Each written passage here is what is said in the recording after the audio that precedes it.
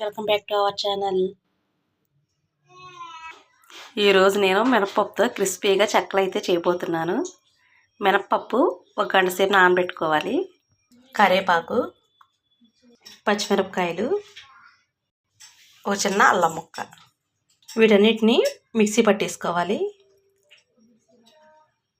కొంచెం గల్లుప్పు, కేజీ పిండి తీసుకున్నానండి. ఈ నానబెట్టి ఉంచిన మినపప్పుని నీట్గా కడిగేసుకోవాలి. ఈ మినపప్పుని పిండిలో వేసేసుకోవాలి.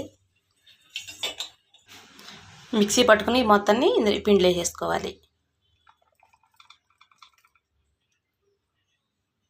ఈ మొత్తాన్ని కలిపేసుకుందాం. పిండిని ఈ విధంగా అయితే ఒకసారి కలిపేసుకోవాలి కండి. వెన్న కానీ డాల్డా కానీ ఉంటే ఒక కప్పు వేసుకోవాలి. నేను డాల్డా వేసుకున్నానండి. ఇది మొత్తం పిండి కలిపేసుకుందాం. ఈ విధంగా అయితే పిండి మొత్తాన్ని ఇలా కలిపేసుకోవాలండి. వేడి నీళ్ళు ఇలా కాసి పక్కన పెట్టుకోవాలి. ఇవి కొంచెం కొంచెం పోసుకొని పిండిని కలుపుకోవాలి. ఈ వేడి నీళ్ళు కాసిన నీళ్ళతో కలుపుకుంటే చెక్కలు గుల్లగా వస్తాయి. వాటర్ ఒకేసారి పోయకుండా కొంచెం కొంచెం పోసుకొని ఇలా కలుపుకోవాలి. పిండి ఇలా పొడిగా ఉండగానే మీరు సాల్ట్ సరిపోయింది లేదో చూసుకోండి.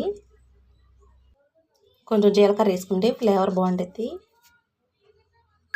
ఈ విధంగా రౌండ్గా అయితే పిండి కలిపేసుకోవాలి. పిండి పైన తడి క్లాత్ కానీ మూత కానీ పెట్టేసి ఉంచండి ఒక 10 నిమిషాలు. ఒక 10 నిమిషాలు ఆగిన తర్వాత పిండి నానుండిద్ది.